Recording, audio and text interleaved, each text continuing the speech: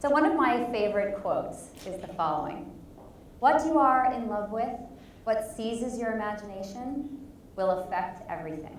It will decide what gets you out of bed in the mornings, what you read, who you know, what breaks your heart, and what amazes you.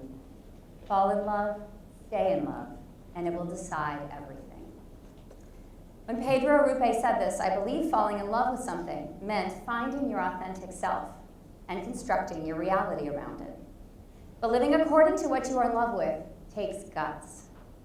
And what's even more challenging is to dust yourself off after getting your heart broken, deciding to give up what you're in love with, and forging a new, unfamiliar path. And for some of us, having to repeat this cycle again and again and again. Today, I'll be talking about giving up a lifelong dream. A dream of developing my voice and having it heard. But there is a part 2 to the story that involved finding a new, richer voice for myself through the heartbreak. Like legions before me, I came to New York to try to make it in music. In my late 20s, I bootstrapped my way into the city, crashing on people's couches as I started my master's degree in opera, but I was in heaven. I had big dreams of being able to make a living as an artist, standing on the edge of the stage before a symphony orchestra, wowing audiences all over the world with an interpretation of the classics that was mine alone. I got my equity card, I had an agent, and I'm pretty confident I would have had a successful singing career. So, if career success were only up to hard work, discipline, and resourcefulness, I know I would have found a way. But life sometimes throws a wrench into the best of plans. Ironically, the wrench, my wrench, came in the form of vocal problems. Turns out my instrument, my voice, was subject to injury for some reason I still don't know. Not once but twice, I had to undergo surgery to remove cysts that were leading to constant hoarseness and vocal unreliability.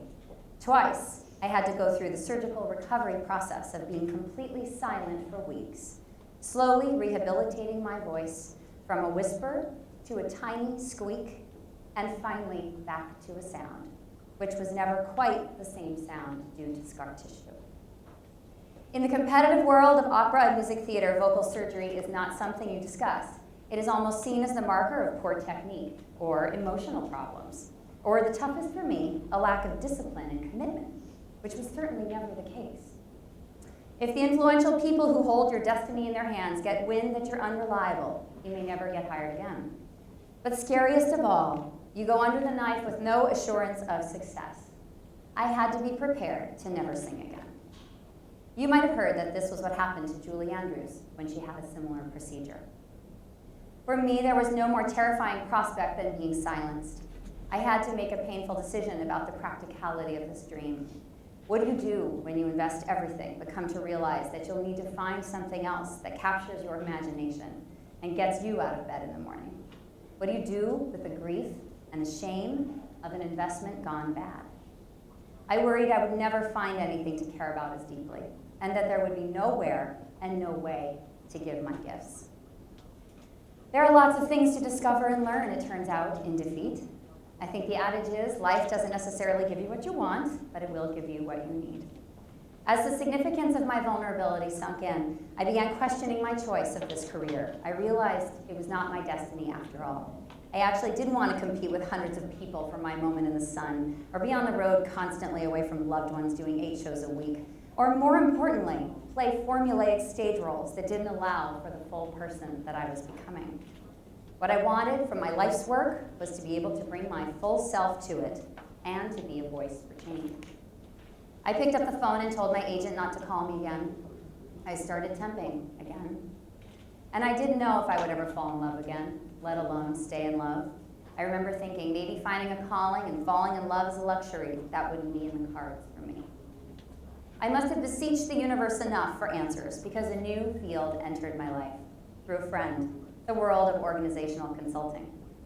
I saw the opportunities for me to find and have a voice immediately as the work centers on individual and organizational transformation, in which personal and professional authenticity plays a major role.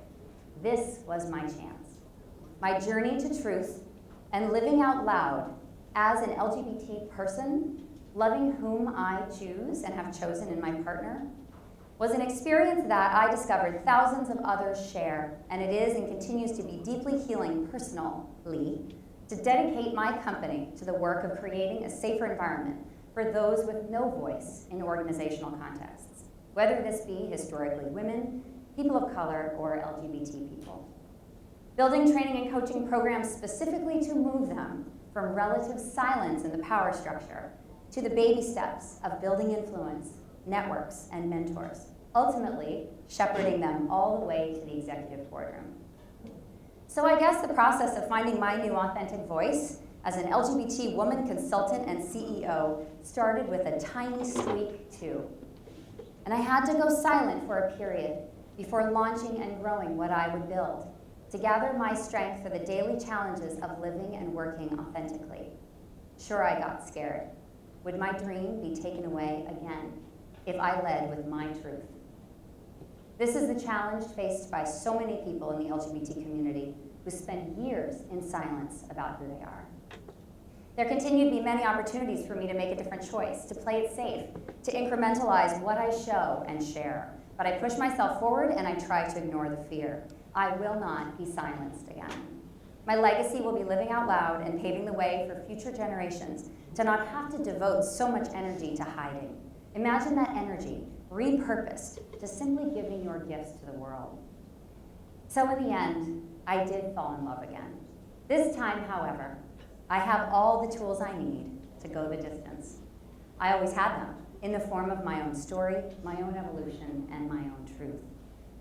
What I do now takes stamina and bravery of a different kind. And my voice is critical, but this time my instrument won't fail me. Remember, what you are in love with, what seizes your imagination, what breaks your heart will affect everything. May you meet heartbreak halfway and fall in love and stay in love over and over again in your lifetime.